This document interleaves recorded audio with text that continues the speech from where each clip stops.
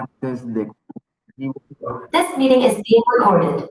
organizado por el programa de posgrado en Medicina Crítica y Cuidado Intensivo de la Facultad de Medicina de la Universidad de Cartagena. Y como estos martes del mes de abril hemos contado con la valiosa participación de la Unidad de Cuidado Intensivo del Hospital Santa Clara, liderada por el doctor Guillermo Ortiz, hoy tendremos la participación del doctor Jonathan Westwan Pérez, quien hace parte del grupo de medicina crítica y cuidado intensivo del Hospital Santa Clara de la Universidad del Bosque. Hoy nos hablará sobre un tema fundamental en el cual la fisiología intentará ligarla con los desenlaces clínicos en cuidados intensivos. Doctor Westwan, muchas gracias y buenos días y somos todos oídos. Doctor Doñas, buenos días para todos. Entonces hoy vamos a tratar este tema de vital importancia en la medicina crítica desde el punto de vista de la aplicabilidad en el manejo de pacientes y adicionalmente de la investigación clínica. La agenda para hoy es primero hablar un poco de los desencuentros entre el postulado fisiológico y el desenlace clínico. Y lo segundo es una serie de propuestas, algunas, seguramente habrán muchas otras, para ligar la fisiología con estos desenlaces clínicos.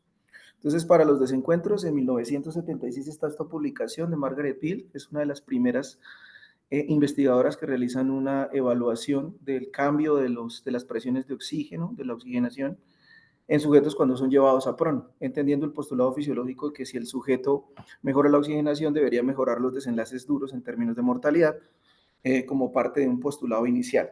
Sin embargo, para el 2001, este estudio del doctor Gattinoni, publicado en New England Journal of Medicine, evaluó a dos grupos aleatorizados. Esto fue un estudio controlado, randomizado, y pues en este estudio lo que intentó fue evaluar los índices de oxigenación en dos grupos, uno que era llevado a estrategias de prono contra uno que no era llevado a estrategias de prono.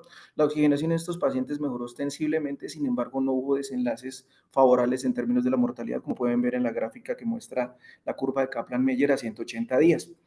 Esta tabla también pues les muestra que todos los índices de oxigenación pues mejoraron.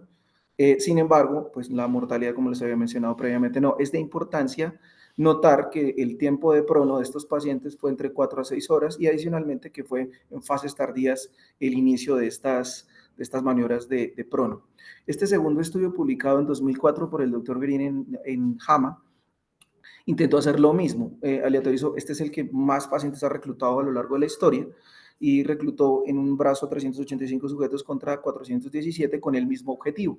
Sin embargo, ellos sí tenían como diferencia importante que los índices de oxigenación medidos por la PAFI eran un poco más altos, porque uno de los criterios de inclusión era que la PAFI fuera menor de 300. Se hablaba más que de un SRA, de una falla respiratoria aguda hipoxémica. Entonces, como pueden ver en la tabla, también hubo mejoras durante las mediciones de la PAFI. Sin embargo, la mortalidad de 28 y a 90 días tampoco cambió. Un tercer estudio publicado por el doctor Mancebo en el 2006 en el Blue Journal intentó hacer, por supuesto, lo mismo. ¿Qué salvedad hay que hacer? Estos pacientes sí fueron llevados a tiempo de prono mayor a 12 horas, ¿cierto? Sin embargo, el estudio tuvo que ser terminado por la dificultad de encontrar sujetos durante el reclutamiento.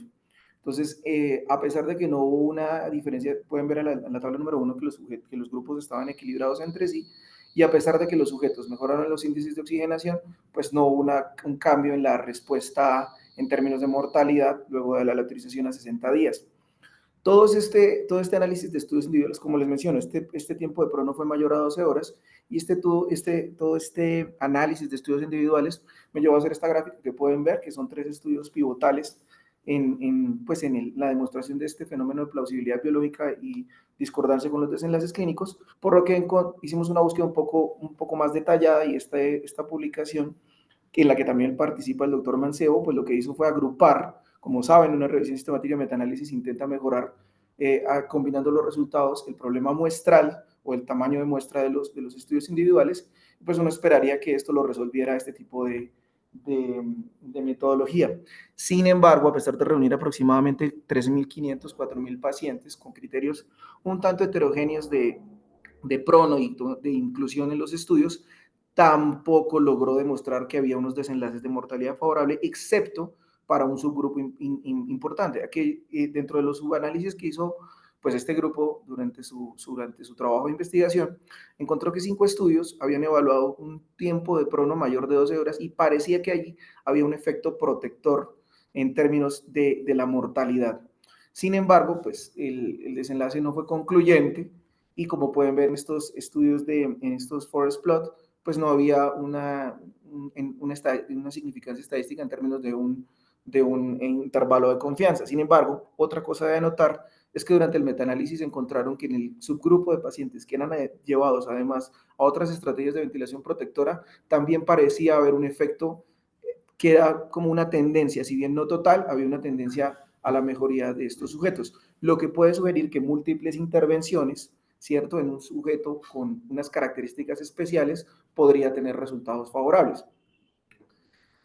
Esta publicación del doctor Martin Toan habla un poco de cuáles son las ventajas de utilizar la fisiología para postular y para tratar pacientes. Dice que algunos de los extractos, porque es un documento bastante largo, algunos de los extractos mencionan que el diagnóstico es tal vez la parte más importante para tratar pacientes y que si el diagnóstico es adecuado, por supuesto los desenlaces deberían mejorar.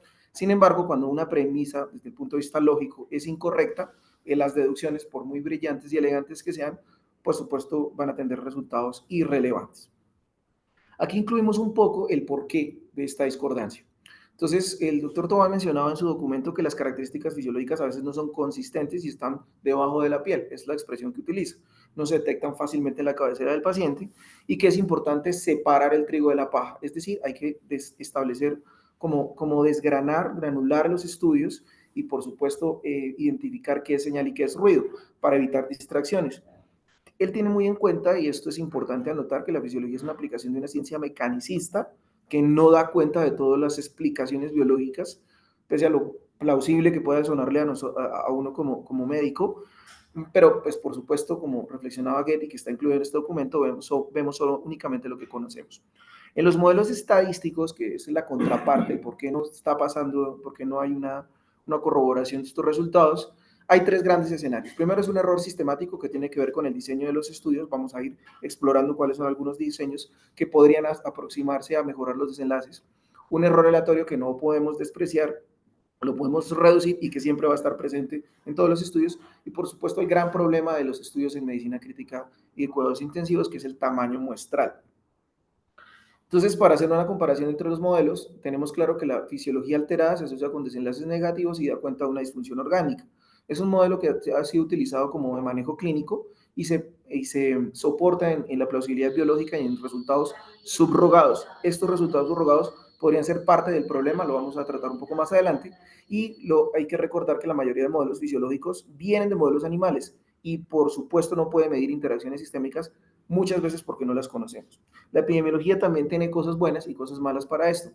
La epidemiología mide el efecto medio de tratamiento poblacional, es discordante en muchas ocasiones con los postulados fisiológicos, es un modelo más de investigación que de manejo clínico, y la gran fortaleza es que establece o intenta establecer relaciones causales. Sin embargo, los ensayos clínicos, que son el parangón, el paradigma de búsqueda de causalidad actualmente, pues no son reproducibles fácilmente en la vida real y los pacientes pues pueden tener divergencias con la vida real.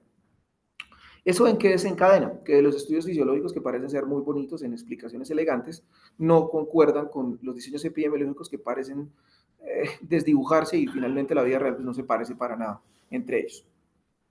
Estos 2 modelos que les presento acá, a la izquierda van a ver una figura incluida en la epidemiología de Fletcher, que es un artículo publicado por él además, en la cual pueden ver que una evidencia puede ser en contra o a favor y deberá evaluarse en términos de la fortaleza que tenga y del término de causalidad que pueda resolver. En el término de la revisión sistemática, la idea de por qué podría representar la pirámide en la punta de la pirámide de la causalidad tiene que ver con la recolección de sujetos en mayor cuantía que los ensayos clínicos y que porque de alguna manera esa heterogeneidad que consideramos una debilidad de las revisiones sistemáticas y metaanálisis podría ser más bien una fortaleza, depende de cómo se interprete, porque se parece más a la realidad.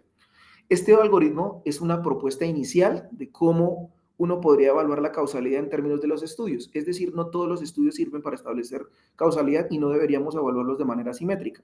En primer lugar, podemos ver una asociación, que es algo que puede estar relacionado con una plausibilidad biológica, es decir, un postulado fisiológico, y el primer paso es identificar sesgos de selección o medida. Si hemos identificado esos sesgos de selección y medida y los hemos despejado, nos enfrentamos al azar, que son los modelos estadísticos con los cuales ajustamos el azar y disminuimos la probabilidad de error. Cuando la probabilidad de error es baja, entramos a evaluar los factores de confusión y finalmente, cuando los hemos despejado, no cuando los hemos obviado o ignorado, sino cuando los hemos despejado y ajustado, posiblemente nos encontramos frente a una causa. El modelo multicausal de Rodman, ustedes imagino que conocen a Bradford Hill y por supuesto a Rodman, ellos dos lo que hablan, Bradford Hill tiene una serie de criterios estrictos de evaluación de la causalidad y Rodman lo que dice es que hay porciones de causalidad. Esto es, digamos, un concepto incipiente y sobre el que se fundamenta el concepto de mortalidad atribuible. Como pueden ver, el riesgo cardiovascular puede tener varios componentes, asimismo el SDRA y los trastornos hipoxémicos. Luego, las terapias que podamos implementar para tratar la oxigenación solo daría cuenta de algunos de esos mecanismos causales. Es decir, el SDRA, en este caso, al ser tan heterogéneo, tiene un modelo multicausal y solamente estaríamos tratando a los sujetos que el mecanismo de SDRA sea relacionado con la hipoxemia o la fracción de mortalidad atribuible. Otro problema y otro gran desencuentro es que la mayoría de la evidencia, al ser tan laxos en la publicación científica, es heterogénea. Estos dos son los modelos de ensayo clínico más robustos. Uno es el ensayo 2x2, que evalúa interacciones entre intervenciones, y el segundo es el ensayo clínico crossover, que lo que intenta hacer es utilizar al sujeto como un propio control, a realizar un washout de la intervención y posteriormente evaluar la diferencia de medias en el tratamiento. Este tipo de modelo, el segundo en especial, es muy difícil de hacer de medicina crítica porque la mortalidad es un estado absorbente, es decir, uno no puede salir de allí una vez entra, por lo tanto, identificar diferencias en términos de esto, pues no podría no es plausible ni ético. El otro escenario sería que seguramente se utilice con variables que son cuantitativas y que sean fácilmente medibles. Traigo a colación un estudio del profesor John Ioannidis, seguramente la mayor autoridad mundial en investigación y metainvestigación, y él decía que es que había unos escenarios por los cuales, a partir de un modelo bayesiano, calculaba la probabilidad de que un hallazgo de investigación sea verdadero, ¿sí? Y la gran mayoría son falsos. Y esto tiene que ver con una tabla de 2x2 y un análisis bayesiano sencillo. Entonces, para sintetizar ese hallazgo sencillo es cuando yo tengo unos estudios que son pequeños y son muchos, es probable que un hallazgo no sea verdadero. Cuando los tamaños del efecto son menores, no está mostrando consistencia a lo largo de los estudios y por lo tanto es más probable que no sea verdadero. Y como entienden, como sabemos, la probabilidad PRT se va sumando en muchas variables, entonces yo tengo varias relaciones que son negativas, por supuesto no van a ser reales y lo que yo estoy haciendo es reportando partes que me convienen de un estudio. El mayor número de estudios y menos preseleccionados de relaciones probables. Los estudios no siempre son ensayos clínicos, tampoco tienen fortaleza, digamos, en aras de probar una hipótesis biológicamente plausible, caemos en el escenario de ser muy laxos con los diseños, hay intereses de tipo financiero y de otros tipos, y hay muchos grupos intentando encontrar relaciones estadísticas, pues porque eso representa ventajas en el campo de la investigación. ¿Cuáles serían nuestras propuestas entonces con todos estos desencuentros? Pues un poco simplificar, ¿no? Según como esa imagen de Hans Hoffman. Sin embargo, el simplificar mucho y en términos de la investigación no da el reporte de los resultados, que son cosas completamente distintas, podrían hacernos caer en una falacia de McNamara, que eso es simplemente que cuando estamos ignorando cosas para simplemente reportar lo que es conveniente, podríamos estar haciendo juicios clínicos inapropiados. Este artículo publicado por el grupo canadiense del Dr. Golliger y de Dianti es posiblemente uno de los papers que más reveladores son alrededor del tema. Él menciona que hay varias dificultades en la realización de los ensayos clínicos cuando los postulados fisiológicos son el parangón de propuesta o hipótesis de investigación. La primera es que en medicina siempre vamos a tener problemas de medición, en particular porque los sistemas con los cuales medimos tienen mucho error, porque hay error humano, porque muchas veces usamos bases de datos que son retrospectivas, ¿cierto? Y que para poder hacer eso requerimos entrenar a los equipos de medición, tenemos que usar ensayos clínicos o estudios que sean prospectivos y adicionalmente disminuir la variabilidad interobservador o intraobservador. Eso nos hace caer, digamos, en la imprecisión, que aumenta el error aleatorio. Como sabemos, digamos, la lesión renal aguda, el SDRA y la sepsis son grandes síndromes en las unidades de cuidado intensivo, y seguramente la utilidad que tuvo el clasificarlos de esta manera y denotar la importancia clínica que tenían ha pasado a un segundo plano cuando ahora tenemos en la misma bolsa de enfermedades de grandes síndromes, tenemos muchas enfermedades que tienen comportamientos tanto de respuesta al tratamiento como de pronóstico completamente distintas. Hay muchas de estas asociaciones espurias, estamos siempre tentados a calcular índices pequeños que puedan resultarnos sencillos de aplicar a la cabecera del paciente y que seguramente no dan cuenta de un mecanismo fisiopatológico y un mecanismo causal muy complejo. Por supuesto, ajustar todos los confusores es muy difícil, hay una pérdida de información cuando transformamos una variable cuantitativa en una cualitativa, y todos estos son, digamos, obstáculos para hacer que estos postulados fisiológicos pues, puedan resultar en desenlaces clínicos apropiados. El acople matemático, si recuerdan, muchas de las fórmulas en la unidad de cuidado intensivo valoran variables que son dependientes de otras y son incluidas en los modelos matemáticos. Eso es un error muy frecuente y pues habría que ver cuál es la variable natura o la variable de soporte de este modelo para evaluar únicamente esa y no las de dependencia. Como vieron hace rato, en el estudio de Gattinoni, él separaba la PAFI, por ejemplo, de la FiO2 y de la presión de oxígeno. Si me muestro una PET con 3 variables que están relacionadas entre sí, hay un error importante de la interpretación estadística. En la dependencia del tiempo de los desenlaces, y esto va a ser más importante de adelante, es que cuando yo establezco una terapéutica, posiblemente en la unidad de cuidados intensivos no tenga el tiempo para esperar a que el sujeto que viene de una disregulación o de una disfunción orgánica tenga el tiempo para recuperarse a través de la intervención, y eso va a ser un sesgo importante. También incluir a los sujetos que nunca han presentado una exposición, es el tiempo de sesgo inmortal, y por supuesto que habrá diferencias entre los desenlaces, la forma de predecir los desenlaces y de la forma de predecir la respuesta al tratamiento. Eso nos lleva a lo que son los modelos causales. Como pasamos del modelo de Rodman a un modelo de inferencia causal, que está publicado, este es un libro publicado en 1994 por un profesor de Stanford que se llama Judah Pearl, y él habla mucho acerca de los gráficos acíclicos dirigidos, que son muchas de las variables que nosotros intervenimos. Pueden darse cuenta en el tiempo 1, en la número 1 de la izquierda, de una exposición a un desenlace hay una variable mediadora. Ya existen estudios que hacen ese tipo de análisis de variables mediadoras, pero sí se pueden dar cuenta, por ejemplo, para la ventilación mecánica prolongada, no solo es un esfuerzo insuficiente respiratorio o insuficiencia respiratoria, no únicamente está involucrado la atrofia diafragmática, sino también tiene un peso específico la severidad de la enfermedad, el grosor del diafragma del paciente de base y adicionalmente pues el uso de sedación. Si uno está valorando, como se hace por ejemplo en la ecografía diafragmática, la predicción de extubación con una única variable, está dejando de evaluar todas estas variables confusoras. Luego, esto es un error muy común. Es muy poco frecuente que el modelo de causalidad de Judah Pearl sea aplicable a la unidad de cuidados intensivos porque hay muchas interacciones entre las variables.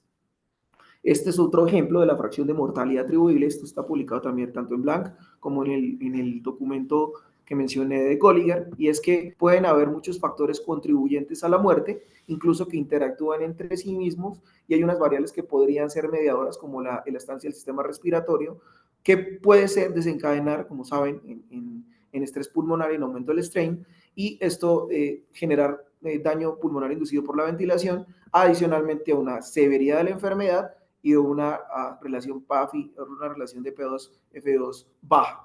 Luego, hay muchas cosas que se están impactando. Si yo solo intento mejorar la oxigenación, estoy dejando de lado otras medidas, que es posiblemente una explicación de por qué los bundles podrían llegar a funcionar, entendiendo los bundles como matrices matemáticas. Otro ejemplo de las propuestas es la modelización a partir del tratamiento. El profesor Golliger tiene otra publicación, tiene varias acá en esta charla de hoy, y lo que propone es que intentemos enriquecer los ensayos clínicos a través de la respuesta a un tratamiento específico. Tiene uno ciertas consideraciones a hacer, ¿cierto? Porque la primera es que esto está realmente seleccionando sujetos, y sin un grupo de control, yo lo que estoy viendo es como si hiciera una gran serie de casos. Estaría viendo los que soportan o los que responden a un tratamiento, pero hay un dilema ético en esto. ¿Cuántos de los sujetos que no responden inicialmente dejan de beneficiarse por la terapia solo porque no respondieron al tratamiento en unas fases iniciales? Eso es un dilema ético importante que creo que no lo he visto mencionado en los documentos de enriquecimiento, Segundo, que siempre se necesita un contrafactual, que es el modelo de causalidad que mencionaba en los crossover, que es hacer el control en el mismo paciente. El tratamiento, por supuesto, podría ser una variable moderadora más bien y solo tendría en cuenta los cambios rápidos en el tratamiento, es decir, la mejoría en la oxigenación, como es este reanálisis de los estudios LOPS y Express. Voy a profundizar un poco. La respuesta podría guiar la inclusión de los sujetos en los ensayos clínicos a partir de una premisa convencional.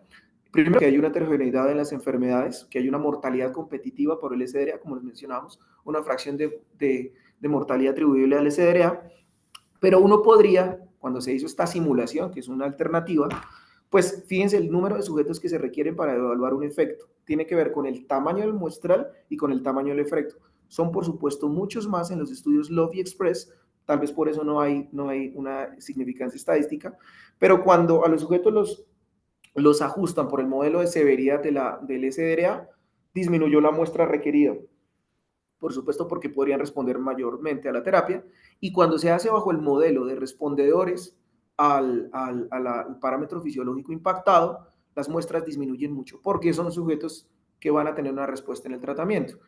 ¿Cuál es la dificultad que veo de pronto? Es que eso hay que modelarlo, pues está modelado, pero eso hay que corroborarlo en estudios prospectivos ajustando estas características. Todo con el fin de hacer enriquecimiento. Eso se puede hacer a partir de varios perfiles genéticos, moleculares, fisiológicos, o incluso, en este caso, con selecciones de dosis de prueba para identificar lo que es señal y lo que es ruido. Como les mencionaba, uno es el efecto, que haya sí o no, y sin embargo el efecto podría tener heterogeneidad. Otra publicación de Golliger dice que dependiendo de la forma como yo fenotipifique al paciente, podría tener unos efectos del tratamiento diferentes. Uno sería cuando el sujeto es clasificado por consenso de expertos, como en el caso del SDA leve, moderado, severo, cuando son los datos los que me sugieren cómo clasificar al sujeto, cuando es el modelo predictivo, como en los clústeres, o cuando es un modelo predictivo basado en la respuesta o en el efecto. Hay algunos que, si se dan cuenta, hay unas diferencias de medias y la gráfica que se encuentra a la derecha, pues puede mostrar unas tendencias diferentes y a lo que estamos tratando de apuntar con toda esta discusión es al tratamiento individual basado en las características del paciente. Ya vamos un poco hacia allá. Resulta que cuando uno tiene múltiples características que son de orden demográfico, genotipos, fenotipos, patologías y tratamientos, puede tener diversos efectos del tratamiento. No solo heterogeneidad en la forma de clasificación, sino en la respuesta. Esta respuesta a la oxigenoterapia que tiene forma de U, en la cual la mortalidad se aumenta cuando hay muy poca oxigenación o cuando hay mucha oxigenación, podría tener diferentes perfiles según el ajuste o las características de base que yo tenga en cuenta para clasificar. Esto es de vital importancia en el cuidado intensivo. Por supuesto, hemos entrado a realizar clasificaciones, trayectorias, o tratar de redefinir la enfermedad crítica, es como hacia donde se apunta actualmente, a partir de diversas fuentes. Entonces tenemos fuentes clínicas, tenemos fuentes de muestras de laboratorio, tenemos fuentes de metagenómica, tenemos fuentes inclusive de fuentes in vitro y fuentes in vivo, de lo que son la recombinación génica por inhibición dirigida y por supuesto los marcadores biomoleculares. Todo eso es importante incluirlo en el modelo, pero ¿cómo procesarlo? ¿Cómo se hace eso? Pues bueno, la inteligencia artificial, esta publicación del doctor Pinsky, muy reciente, es cuáles son las perspectivas o el uso de la inteligencia artificial en el cuidado intensivo. El doctor Pinsky propone que los sistemas de apoyo diagnóstico, que son los que estamos viendo, de apoyo clínico, hacen parte de complementar la labor clínica.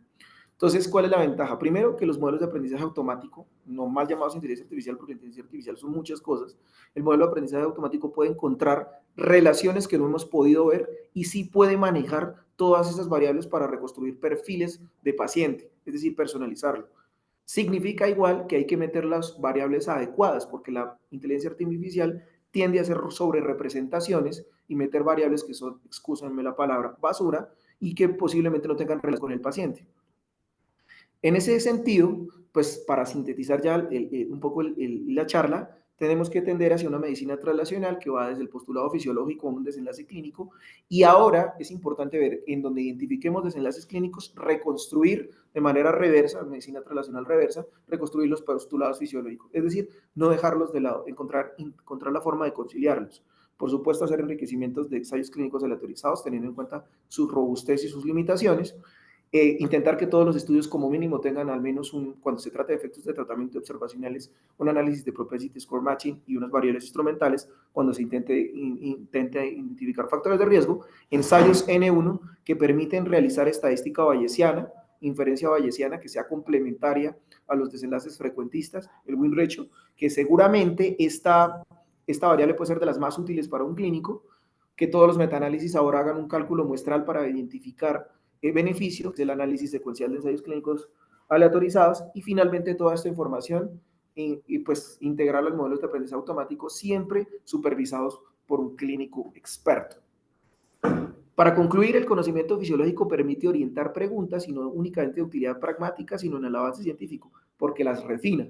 Y la gran conclusión de todo paper que uno debería escribir es que se requieren estudios prospectivos con mejores diseños metodológicos cada vez más complejos, para no únicamente los reanálisis, algunos de los documentos que les presenté son reanálisis de estudios, pues para confirmar las hipótesis planteadas. Entonces,